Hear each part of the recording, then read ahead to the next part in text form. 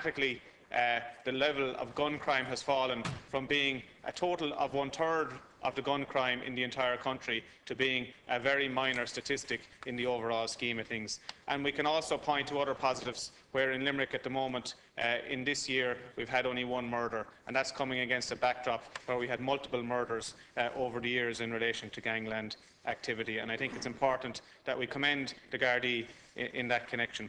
I think it goes without saying, Minister, that what we read this morning in the Irish Independent had potentially devastating consequences had it succeeded. And I think not alone for the individual and for his family, bearing in mind that that individual had to leave this country and pursue a career with the British Defence Forces, a career of his choosing, and to be returning at Christmas time knowing that this was being planned, I think is a very chilling thought for us all to have to comprehend and take on board. And I think we have to, and I've said this to you in relation to the other issues that we raised, we have to consider the extreme reputational damage that such an event would have visited upon the Limerick area, the Midwest area and this country in terms of the reputation in trying to repair, should such an event have succeeded, in terms of business, foreign direct investment and tourism. And I think we have to note that these people who are involved in this have absolutely no political ideology whatsoever. They are plain and simple criminals, and they can't look beyond their next criminal endeavour. And I think it's well noted and on the public record that these people are not Republicans. They're involved in pimping and prostitution. They're involved in illegal tobacco, fuel laundering, counterfeit goods, digital piracy and counterfeit medicines, among many, many other forms of crime. And that's costing the Exchequer in this country almost €860 million. And now it's threatening people's lives. And I think, Minister, we have to ask ourselves quite honestly, where is all this going? And you and I have debated in this House on many, many occasions the issue around the embargo on recruitment, the ability drain from the members of An Garda Síochána in terms of retirement. And I just want to hear from you, given that we have discussed at the Justice Committee with the Garda Commissioner up to 25 organised crime gangs operating in this jurisdiction up and down the country, including the capital and including Limerick and many of the other big cities. Where is all this going, Minister? Have we got a handle on it, and can you give the House an assurance that we are on top of this issue? Thank you. Deputy Minister. Could I start off by thanking the Deputy for raising the issue, and to say to him he was doing very well into the last three sentences, which were really a contradiction of everything that preceded what he said. Because the reality is the Gardaí have had an extraordinary successful year in counteracting organised crime and in dealing with criminal subversion. And as the Deputy rightly states, even one murder is one murder too many, but there's only been one murder this year in Limerick, an area in which there were very substantial difficulties and a large number of homicides in preceding years. And the success of the Gardaí is illustrated by the fact that there are over 60 members of Limerick gangs currently within our prison service. The context of the particular issue the Deputy raises, the House would of course understand the sensitivity that is in the very nature of operations which are carried out by the Garda Síochána in the course of countering the activities of paramilitary gangs, and that as a consequence, and particularly when such Garda actions are ongoing, I and indeed members of the House should exercise the utmost caution in respect of what we say in regard to them. The House will appreciate that the Gardaí, in counteracting the threat posed by paramilitary groups, succeed time and time again in preventing them from carrying out planned acts. Of their nature, the detail of a lot of these successes cannot appropriately be put in the public domain, and a great many of them never appear in the public domain. However, what I can say is that the Garda Commissioner has advised me that there is an ongoing Garda operation in Limerick aimed at the activities of a certain group, and that it would not be helpful for me to make any public comment on it, and in particular on a specific case. I thank the Deputy for his full support for the efforts of the Garda Síochána in counteracting the threat which these groups pose, and he would appreciate that it would not be helpful to those efforts to go into the detail of Garda operational matters across the floor of the House. And indeed it would be gracious of the Deputy to acknowledge, as he did at the start of his speech, the extraordinary success of the Gardaí in these areas, and to acknowledge and accept that they have the operational capacity and capability to address these issues to the utmost efficiency. The Gardaí remain very active in their efforts to counteract these paramilitary gangs. They continue to monitor them closely and to bear down on all of their criminal activities. A number of recent arrests, charges and convictions in relation to subversive activity are testament to the work of the Gardaí in combating the activities of these terrorist gangs, and the force, as I said earlier, is to be congratulated for its continued efforts in this regard. I've made the point in this House previously, and it bears repeating, that to refer to these gangs, as some people do, as dissident Republicans affords them an historical respectability they do not and cannot merit. The fact is that these groups are no more than groups of criminals who masquerade as Republicans in order to legitimise their inherent criminality. These are simply criminal terrorists, and I don't believe the words dissident or Republican should be associated with them. These gangs are inextricably involved in organised crime, as Deputy Collins said, drug smuggling, fuel laundering, extortion and armed robbery, and there is nothing Republican whatsoever about organised crime. I'd also say that we all should exercise a degree of caution in discussing these gangs of criminals. They crave publicity, they court notoriety in order to present the appearance of being more important and worthy than in fact they are. Although we cannot ignore that these criminal terrorists present a real and manifest threat, we should always remember that they are in a very tiny minority on this island. They represent nobody but themselves and their own selfish ends. They offer nothing but a return to the dark days of the past. Countering the threat from terrorists has always been a priority for the Garda Síochána. Nothing has changed in that regard, and it should not be suggested that anything has changed, nor, I would say to the Deputy, should it be in any way suggested that the Gardaí lack the capacity to continue with the very important work they're doing and in countering the threat that these groups pose. Despite the positive developments that have been in recent years in the north, the Gardaí have never let up in their efforts to counteract these groups. They will continue to target them, and I can assure the House that that's the case. The threat faced on this island from these criminal terrorists is a shared threat, and I can assure the House that the Gardaí continue to cooperate seamlessly with the PSNI in actively pursuing. That cooperation has been instrumental in preventing attacks, combating criminality and, in particular, saving lives. And I can assure the Deputy in the House that the Government is committed to maintaining that high level of cooperation between the Gardaí and the PSNI and providing to the Gardaí the supports that they need to continue to with the extraordinary work in which they're engaged, and to continue to ensure that these groups are targeted and that where there's evidence available, individuals are brought before the courts and properly prosecuted. Deputy. Thanks, Minister. 2 minutes. Minister, you and I differ in relation to your government's policy in terms of recruitment into An Garda Síochána. We've had many a disagreement in this House in relation to it, but I think this event demonstrates the need for you to give the public some direction as to when you will recommence recruitment and training of new members of An Garda Síochána into the force, bearing in mind that it takes 2 years to train up new members, and bearing in mind that you have up to 1,200 members that can retire over the next 12 months, and the force is dwindling in terms of numbers.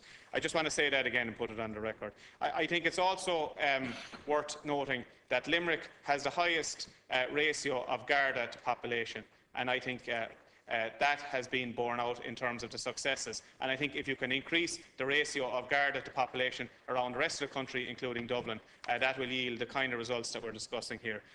Minister, you also said that the community has to support An Garda Síochána, and I couldn't agree with you more. And unfortunately, we have seen a situation in Limerick at the time of the Alan Ryan funeral when up to 9 individuals were arrested. And apparently these arrests led to the information which foiled this attempt. The Sinn Féin spokesperson in Limerick at the time said that it seems to me to be an overreaction, and if it is the case that people are being arrested for going to a funeral, well then that's pretty disgraceful.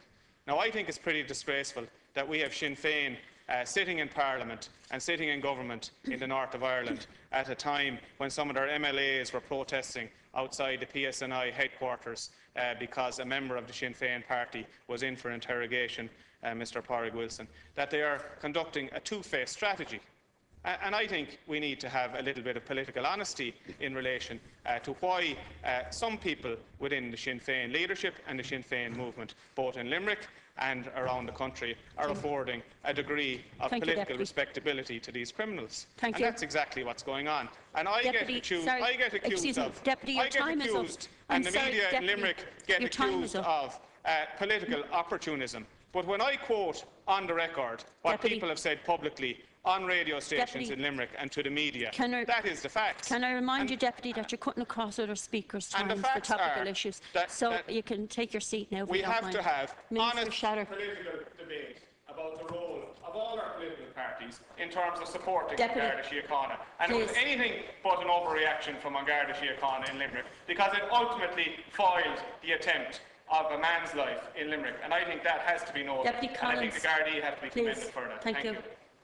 Thank you very much. Deputy would understand I'm not going to comment on what action the Gardaí did or did not take with regard to the possibility that they did or did not foil a particular attempt on any individual's life, and I'm not going to comment on any arrests that took place because I don't think it's appropriate that I do.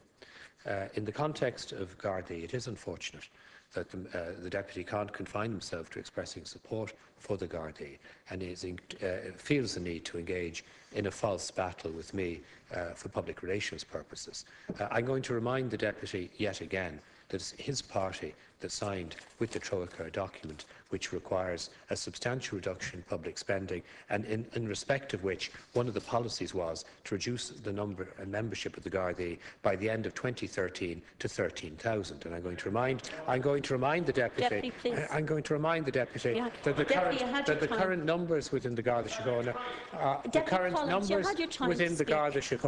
are 13,450. I'm going to remind the Deputy that on average about 300 to 350 guards a year retire. It is always the case there's a substantially larger number who have completed 30-year service for whom the option is available to retire than actually retire in reality. So when the Deputy is hawking around the 1,200 members of the force eligible to retire, there's probably a similar number eligible in preceding years, but when no such number is retired, and a considerable number of that 1,200 enjoy their work, want to remain within the Garda Síochána. I have no doubt they'll still be in Garda Síochána in 2014, never mind 2013. So let's not mislead people about that. But on the one thing the Deputy and I are agreed, which is the Gardaí are doing an extraordinary job in targeting people engaged in subversion.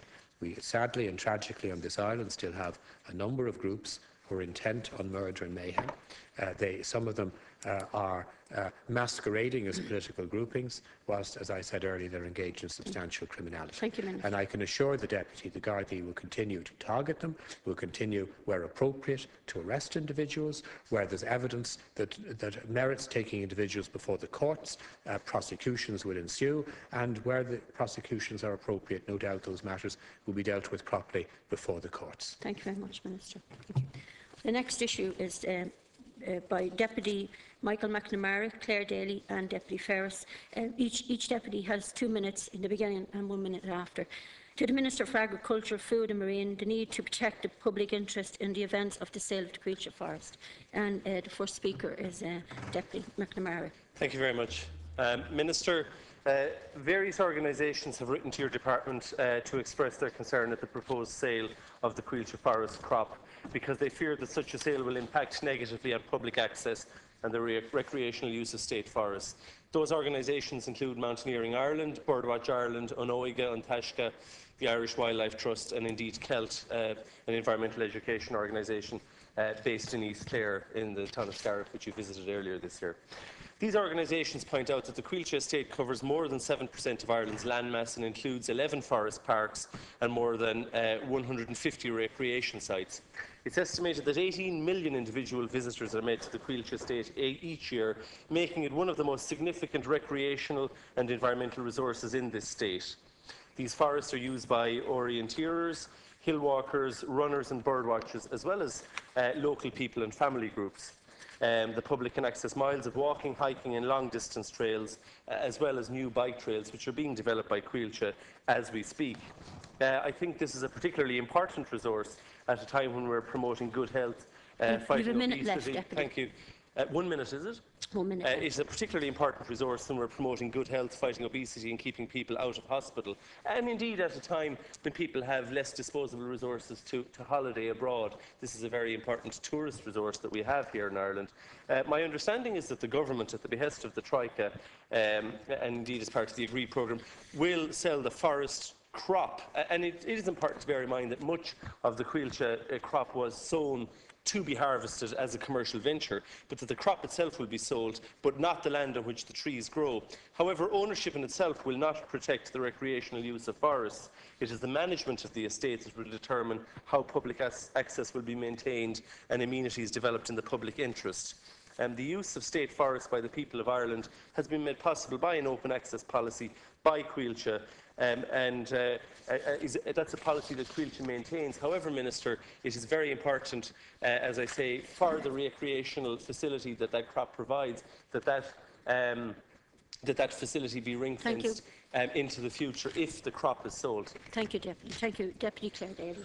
Thanks, Ceann Comhairle. We're clearly discussing this against the backdrop of Coilte's decision to sell 1,000 acres of public forestry, which I believe has been approved by the Minister. And in my opinion, against the background that already 40,000 acres of public forest lands have been transferred into private ownership by Coillte, means that, in my opinion, what we now need is a rigorous public inquiry into the activities of this organisation. In the past 3 years, they have amassed profits of over €400 million, paid virtually no dividends to the state, paid its own CEO a salary of just short of €500,000, despite the cap on semi-state figures and so on. Over £1 million of these monies was used, of this public land which has been privatised, was used to plug a pension fund deficit in that organisation. And what I want to ask the Minister is, what is this government doing to protect what is a vital amenity and asset belonging to the people of this country, on lands which, the subject of which were a geological survey, which has already been commissioned to reveal the mineral wealth that exists under that land? Who's going to have access to that in the event of the lands or the crop being sold off? Will that survey be published? And what's the government going to do to protect the jobs in that industry, but crucially to develop other jobs, because we compare very poorly vis-à-vis other European countries which use forestry as a resource for job creation, but instead this seems to be a carte blanche to Coillte to sell off for a quick buck, despite the best interests of the state and the taxpayer. Thank you, Deputy Daly. Minister, you have 4 minutes. Oh, sorry, Deputy Ferries, my apologies. I'm very sorry. You have 2 minutes. Okay, thank you. Sorry. During the 2000 general election campaign, spokespeople from both Fine Gael and from Labour vehemently denied there would be any sale of forestry, Coillte forestry, under their control. But that's exactly what is happening at this point in time. And we're all acutely aware of the latest statement regarding the privatisation by stealth, as proven in the lands in Donegal. Since 2009, Coillte have sold off 108 million of publicly owned lands without any public accountability or scrutiny. And this, again, that no dividends have come back to the state. And over the years, I put out numerous and numerous PQs regarding Coillte, and each reply I get back is Coillte is a private company, which couldn't be further from the truth. Coillte is owned by the Department of Agriculture and the Department of Finance. They're the shareholders in it. We just can't get an answer on it. The sale of Coillte property, Coillte lands and so forth, but that's been sold off. The interest will only be in the viable part of the forestry, the viable part of it. And we were told down in committee that there is a sizable proportion of lands under Coillte control that are not viable. What happens to the non-viable, unsaleable lands of Coillte when the profitable ones have been sold off, Minister? Another question I have to ask is regarding the mineral rights. The mineral rights that I asked, has there been exploration carried out regarding minerals under the control of Coillte Land?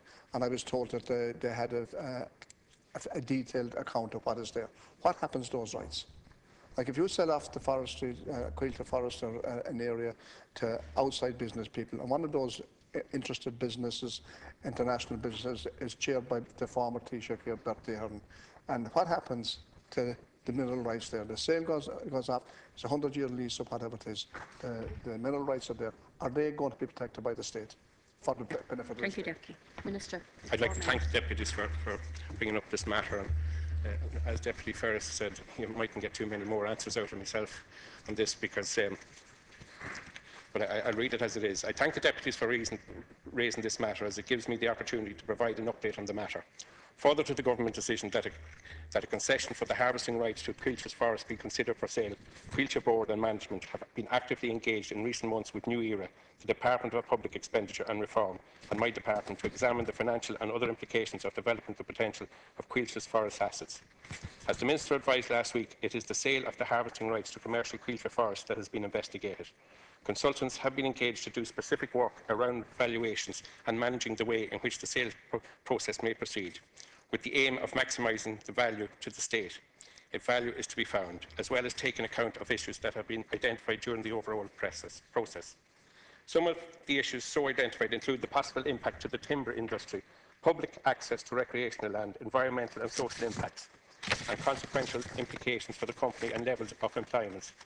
These issues and measures, if necessary to address them, require detailed consideration.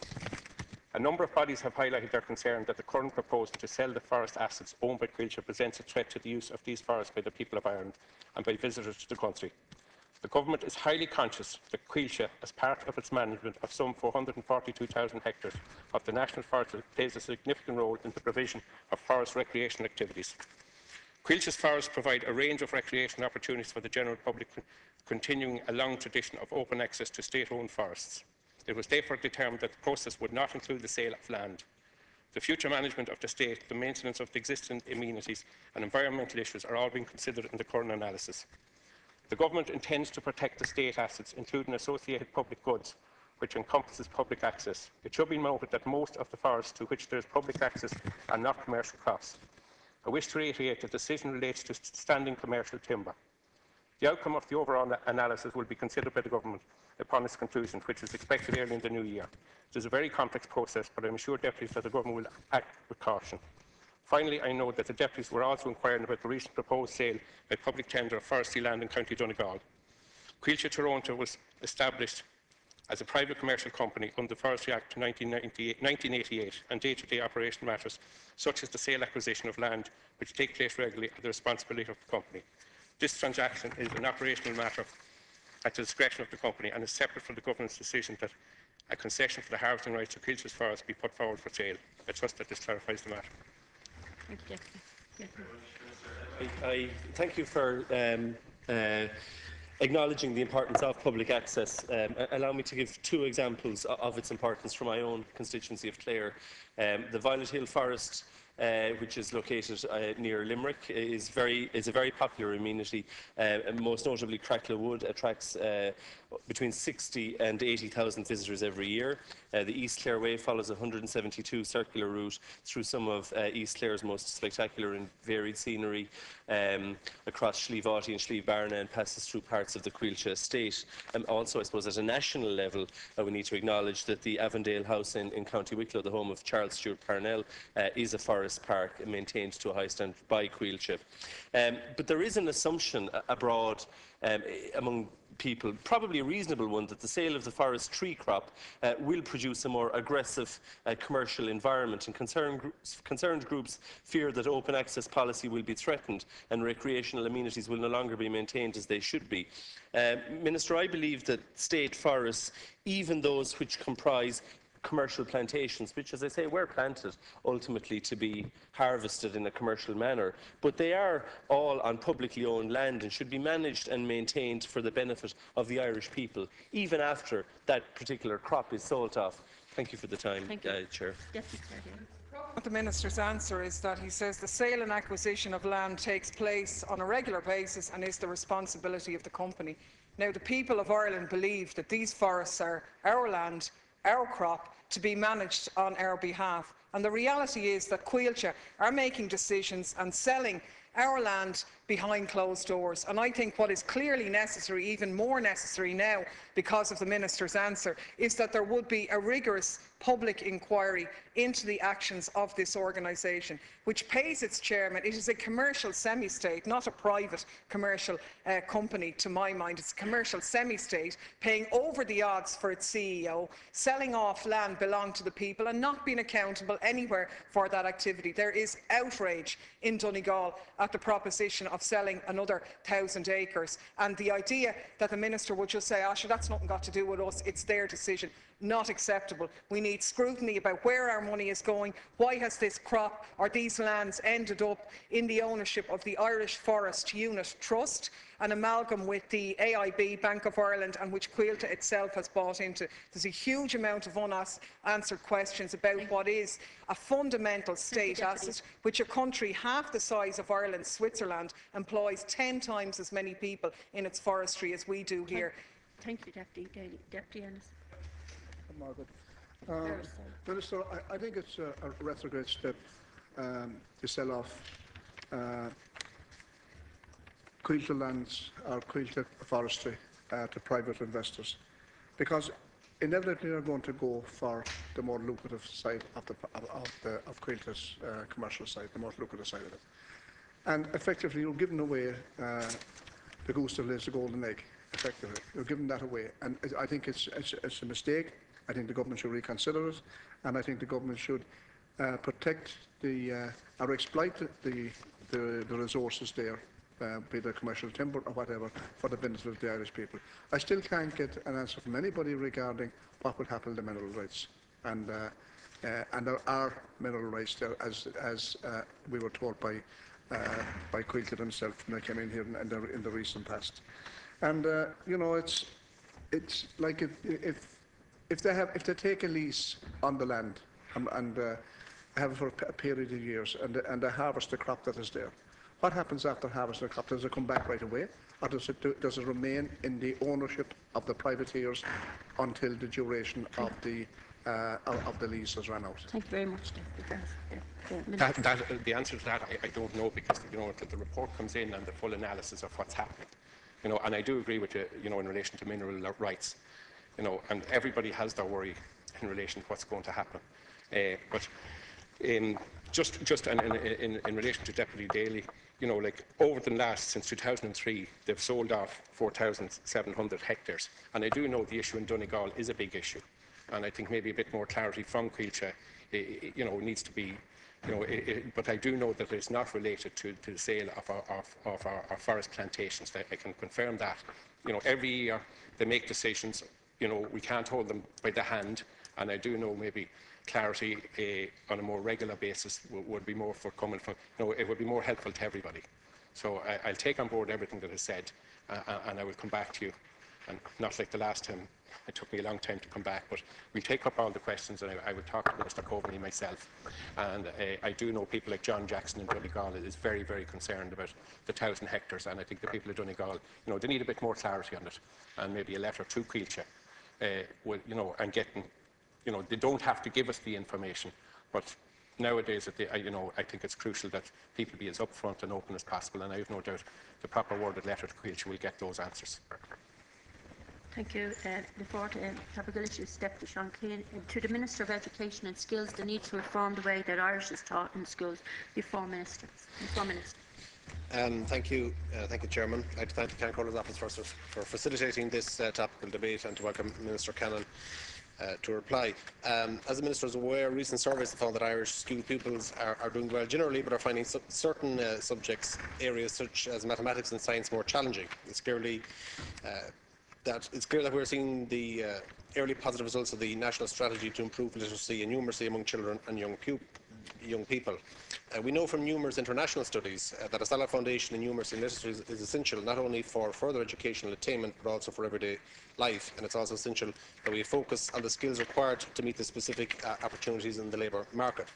With the recent concerns on skill levels in mathematics and science, your department's attention, or your Minister Quinn's attention, has turned to the time allocated to various school subjects, most notably Irish and religion, and it was Irish which I would like to focus on today.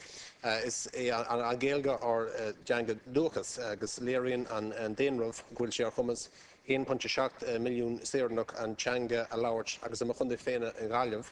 Tá fé hain faoin géad sa chunde agus fiú níos mó sa cahar ábalta an Changa a Lauert. Lastí dá góras edicas, tá beagán faoi bhon ceracéad chuige míle daoine óga a bhíon ag Lauert Gaelga gach lá agus leis an ráite tíomh mit an córas edicas, tá níos lúna 8 míle Saornaí ag Lauert ar céad Changa gach lá. Tá sé soléir ó seo cé cotábhat agus tá an córas edicas dom Gaelga. Sin é an fág bhfuil mo cho imneach maidir leis an ráitias gur chóir an tam atá leachta mát an Changa a leidú. Is gáún a chinseú go bhfuil a dóhan ama a rinse réimse lehan ábhar ach bé sé gear réircach ag breanú ar leidú an Gaelga mar an réiteach ar caiidean a féosú réimseile. It would be short-sighted, Minister, to view the curtailment of Irish as the solution to improving standards in other areas that the Minister has highlighted. We have to have a serious national debate in the place of Irish in our society, and with this debate there are a number of points where all shades of opinion need to recognise. Firstly, as we know, untold damage has been done to the reputation of Irish amongst older generations on account of how the language has been taught. And instead of inspirational, student-centred approach based on imparting communication skills, Irish has been taught in the same manner as English, with poetry and prose drummed in at the expense of linguistic skills. In effect, we've been directed to run before we can walk. And secondly, the negativity which such an approach fostered lived on after one's education, and minds begin to close. Problems were exacerbated by the grammar Gardaí, who highlighted mistakes and errors in the place of encouragement. Outside of the education system, things have changed. Rather than the Gaelta, TG Cahar, Gaelskel, Funchal and so forth have transformed the fortunes of Irish by adapting new approaches. Latest developments to revitalise and encourage include new Irish language smartphone, iPhone apps for young people, as well as new children's TV programmes, innovative and stimulating TV programmes, particularly documentaries, and new products such as Babog Baby. A similar new approach is needed in our classrooms. We need to focus on imparting communication skills to stimulate an interest and encourage the use of Irish. It is not acceptable that a person accumulate after 14 years of Irish classes and less than half that on foreign language, only to graduate with a much greater command of a foreign language. We also need to remember our citizens who left school with a poor command of Irish, tarnished by negative memories. And I acknowledge the opportunities before us, including the reform of the junior certificate, the 2013 Blian na Gaeilge, and the different features of the 20-year strategy of the Irish language. However, time is against us. We must transform how we teach Irish in our schools and within our education system before we reach the point of no return. Thank you, Deputy Minister. Margaret, and I'm taking this topical issue debate on behalf of my colleague Ruairí Quinty, the Minister for Education and Skills. It's agreed that reform is needed not only on how Irish but indeed all other languages are taught in our schools. We need a much greater emphasis, as Deputy Kine has pointed out, on the spoken language and on oral fluency. And Irish is in the vanguard of these reforms.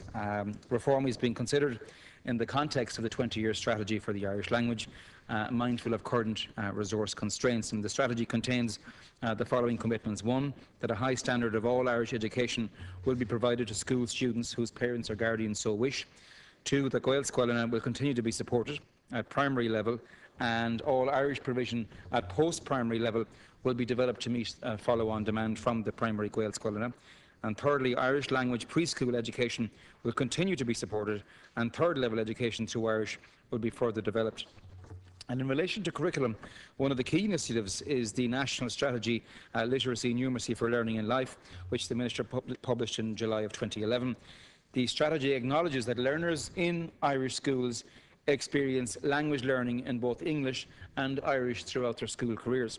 And we also have a range of linguistic settings in our schools: English medium schools, Gael Scoilina, Gael Coláiste and Gaeltacht schools. Early childhood education is also available in both Irish medium and English medium settings, and this diversity is part of the richness and the strength of the Irish education system. However, it's also important to recognise that the diversity brings challenges for the teaching and the learning of literacy. And as part of the strategy, the NCCA is currently developing an integrated language curriculum for primary schools that will include English and Irish, and will be available by 2014 for the infant classes. And over subsequent years, the language curriculum for senior classes will also be revised.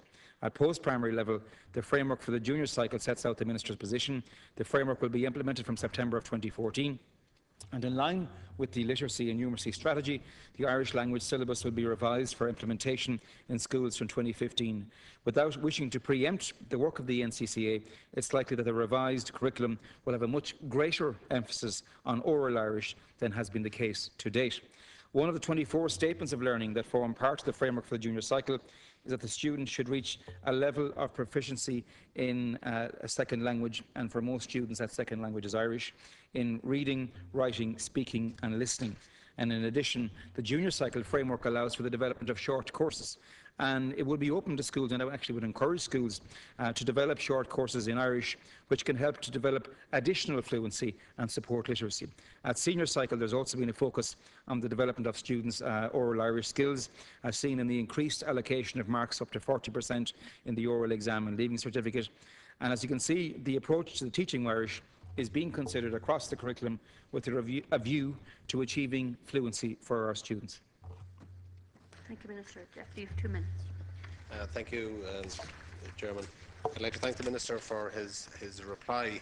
And I welcome, I suppose, some of the initiatives that have been enacted heretofore, and the increase in the percentage for oral Irish in the Leaving Certificate. And you've stated, without wanting to preempt the NCCA report, that it's likely true that the revised curriculum will have a much greater emphasis on oral Irish than has been the case to date. I suppose my concern would have been the comments that Minister Quinn made, as reported in the last number of weeks, about his concern about the amount of time that we spend teaching Irish. Well, Irish and religion, but as I said, Irish I wanted to speak about today.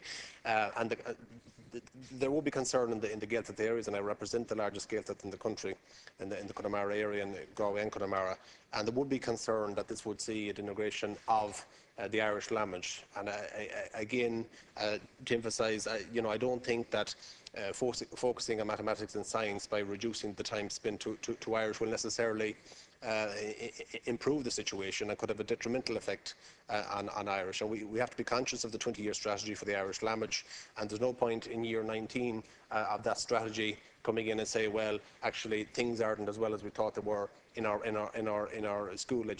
primary and secondary school education system. We need to ensure that we continue and improve the system of spoken Irish and the way that is taught in our primary schools. And by reducing the number of hours without a clear strategy or a clear alternative or a clear statement of how we're going to protect the language, then I would have concerns about that. Thank you. I don't believe that Deputy Kine should have any concern about Minister Quinn's commitment to the Irish language and the teaching of the Irish language in our schools. The curricular reforms being undertaken in relation to the Irish language are extensive, as I noted earlier, and the way in which Irish is being taught in our schools should change, and it is changing. There will be a much greater emphasis on the spoken and communicative Irish than there has been in the past. And at the end of the day, our only ambition, and if you consider that our young people spend roughly 12 to 13 years of their life studying the Irish language, and many of them, in fact, I would argue perhaps the vast majority of them, don't leave school with any serious degree of competency or fluency in the spoken language. I think that should be our aim, that should be the emphasis, and I think the changes that are being implemented across the system will lead to a situation where we shall see in the future a far greater degree of fluency and competency in the language, in the spoken language, than we have in the past. Thank you, Deputy. That concludes topical issues. We'll now move on to Minister, are you staying? Not me, no. Minister Howland, I think, is taking Is he? He's not here yet.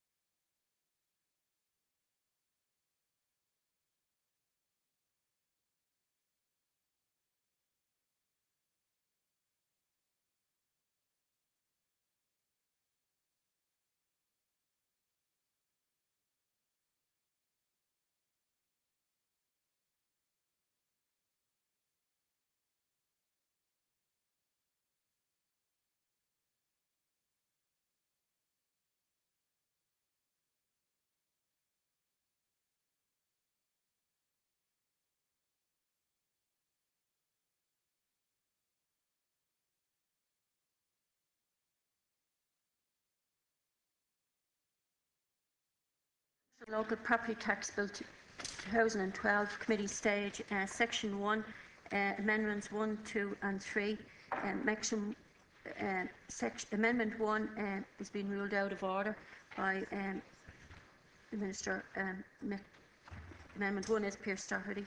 Amendment 2 is out of order by Barrett and Deputy Higgins. And Amendment 3 is out of order by Pearse Doherty.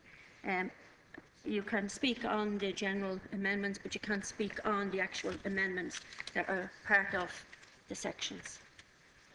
Deputy Higgins. Order. Sorry.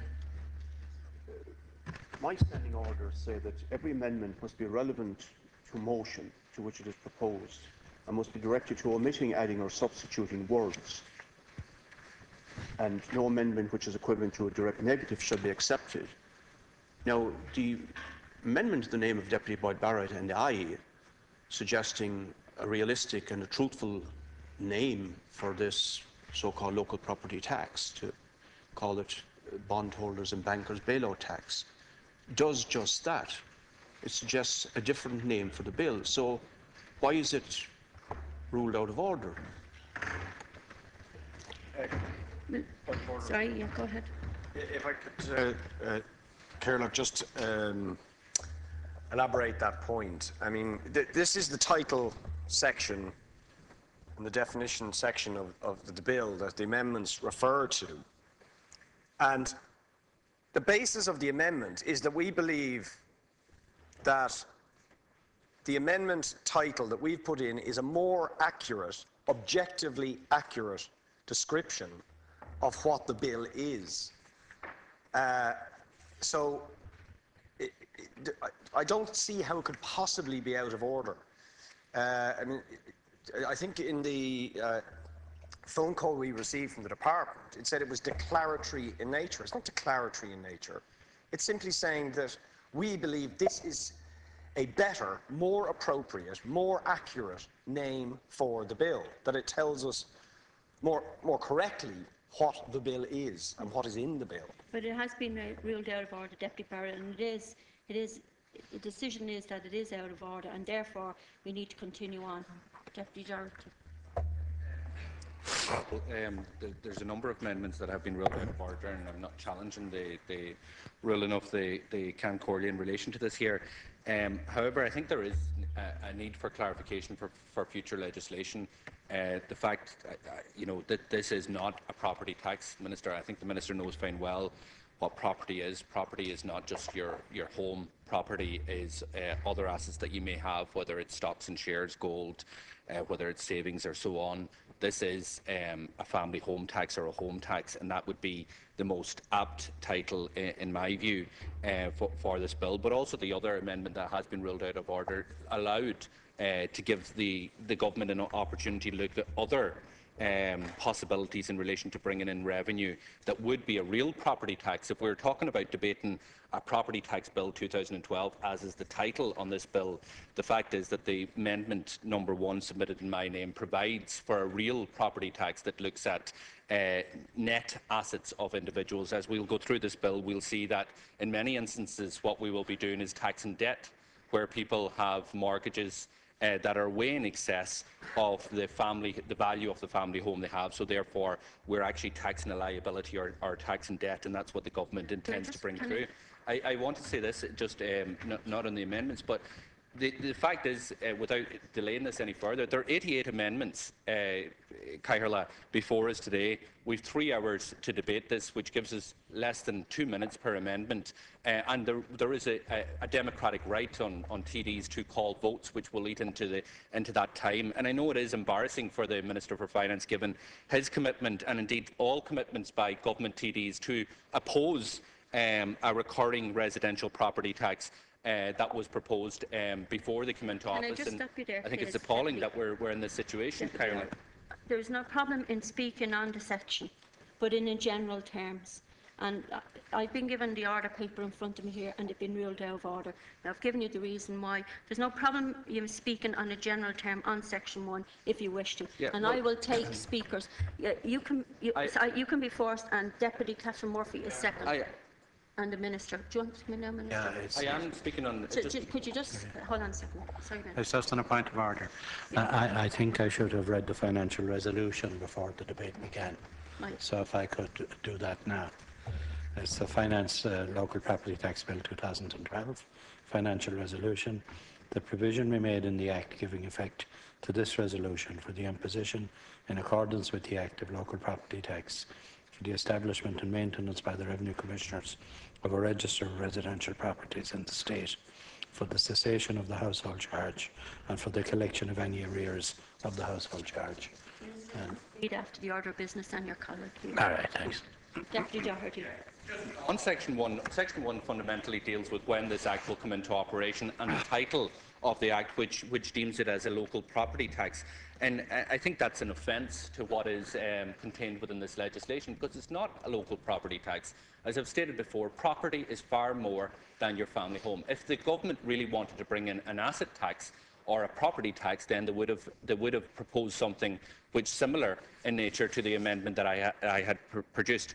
The reality is that this government has opposed a recurring in their election manifesto, and the mandate that this government has. Every single TD from Fine Gael and Labour, including the Minister for Finance, went to the electorate and said that they were opposed to an annual recurring residential property tax. What we have before us here, cited in Section 1 of this bill, is a finance local property tax which is recurring and which is in complete breach of the mandate that this government has.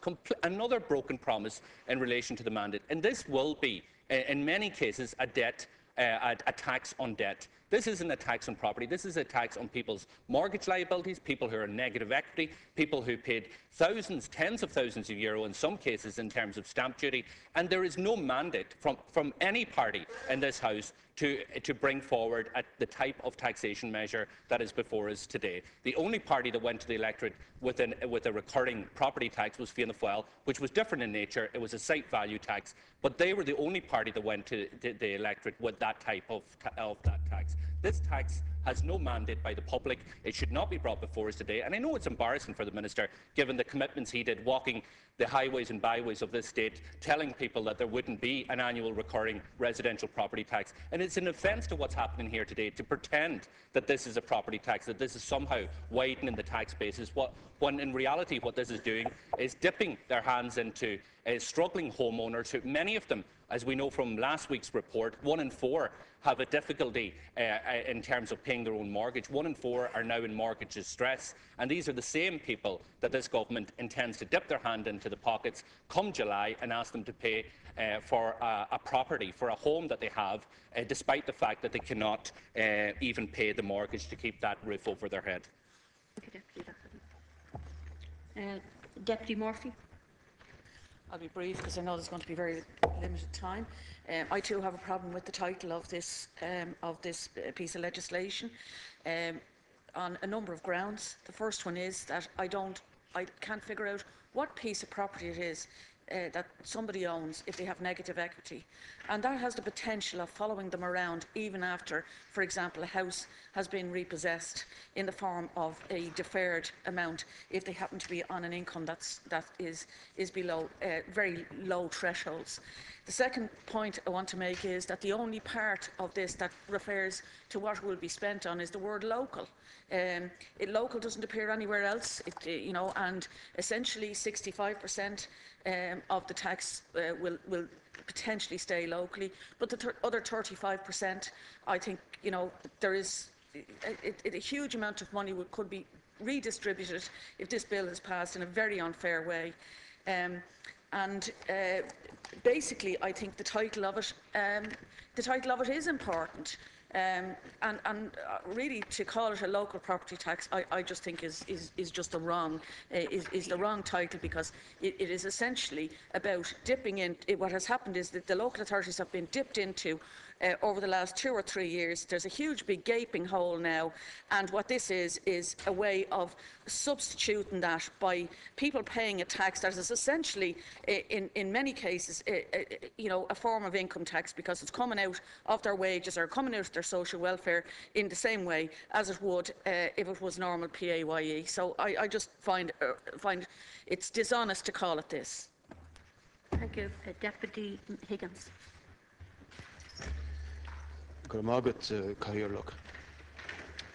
Yeah, it's mendacious in the extreme to refer to this new imposition as a local property tax. It is not levied locally. It is levied by the central government. And the central government is putting one of the most centralised authorities in the state, the revenue commissioners, in charge of administering and of attempting to collect it. It is not in any sense a local tax. It is a bankers' and a bondholders' bailout tax designed to gouge €250 million from low income, middle income people, social welfare recipients this year, and double that in a full year. What it represents, in fact, is Fine Gael and Labour slavishly continuing the disastrous capitulation to the Troika, the establishment of the European Union, the European Central Bank and the IMF, continuing the bailout of bondholders and bankers, making up for the disastrous gambles and losses they made in Irish property by putting a massive burden on ordinary people, on working class people in general. A local property tax would assume also that it would be raised locally and then spent locally. In fact, as we know, it is a crude replacement for the €170 million that the government cut from the local government fund in the budget of this year, announced in December of last year.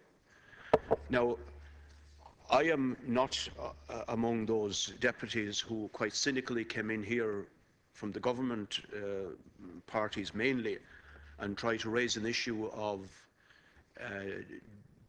difference and distinction and unfairness, they alleged, between rural and urban people, in the way that the fact that urban households would be more expensive, and therefore that the tax would be greater, and therefore the tax raised, for example, in Dublin would be subsidising places away out of Dublin. I am in fact in favour of the principle of national subsidisation of people, of services, etc., not of localism or not of setting country against a town.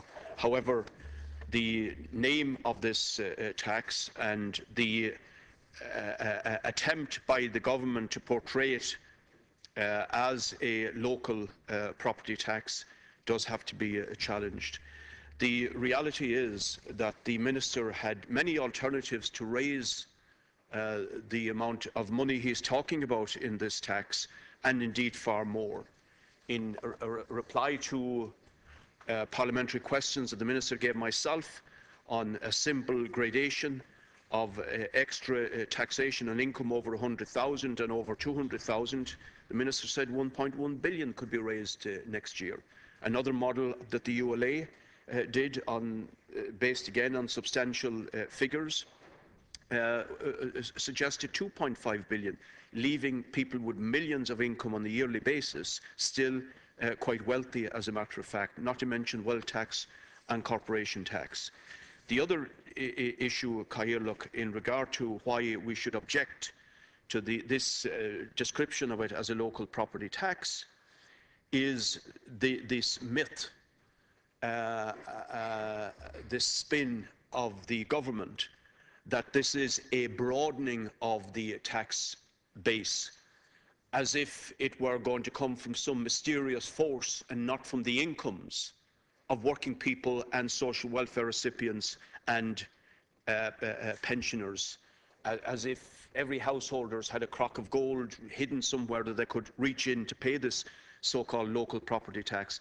But the provisions providing for deduction at source, where the government wants to give the revenue commissioners the power to instruct employers to take it in the same way as income tax, from the same income as income tax, on the same day that income tax is being withdrawn on a weekly or a monthly basis, just gives the lie to the suggestion that this is some kind of a new progressive broadening, so-called, of the tax base that has to be challenged. Lastly, Cahir, look, it's appropriate to warn the government at this first stage of the committee stage of the bill that there is a burning fuse of anger in society generally, resulting from the unjust bailout and putting the burden on ordinary people, the massive cuts, the disastrous austerity, and all that follows from that.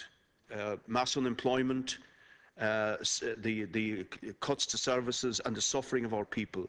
Also from negative equity, people who pay the stamp duty and now are being hit again or proposed to be hit again. There is a burning fuse of anger out there. There will be a revolt on this issue.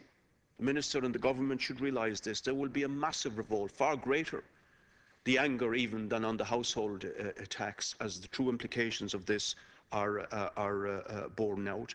There will be a huge conscious and organised movement among masses of people to boycott this process, to refuse to register, to refuse to pay. The revenue commissioners will regret the day that they were ever given the power to administer and to try to collect this tax. It's one thing collecting or trying to collect from self-employed people, small businesses, etc., people who want to make arrangements because they have problems paying in whatever way. On the other hand, to face a mass movement of opposition by an enraged population, the majority of whom believe that it is utterly unjust, that they cannot afford it in any case, in many cases, that it is simply a bondholders and bankers bailout tax, there will be massive revolt and resistance. And even at this stage, the government should be forced to withdraw this regressive and unjust measure. Thank you. Just before Deputy Barrett comes in, can I just read out the order I have, just in case I thought I might miss somebody? Deputy Barrett, Deputy McGrath, Standing, Nulty and Ross, wasn't it? Yeah, that's Deputy Barrett. Yeah, well, so far as this section deals with the title of the bill, in many ways it gets to the heart of the bill, and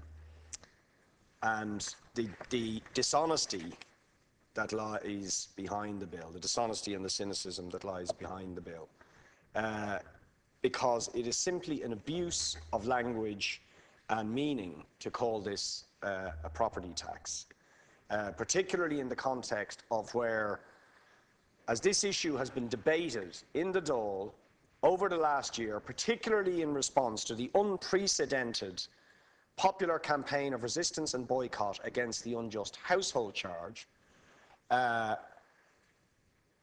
government claimed repeatedly that they were going to bring in, as a replacement to the household charge, which they were forced to abandon, they said they were going to bring in a fair tax, a progressive tax, and effectively implied that it would be a wealth tax, that the wealth tax that we on the left had called for consistently for the last number of years, that this was in reality going to be it, that what you were going to put forward in your so-called property tax would really be the wealth tax that we were all looking for. But that's not at all what it is. And it's absolutely clear at a whole range of levels that it is not a property tax in the sense of property being wealth, real wealth, held by what most people understand to be the wealthy, people with lots of property.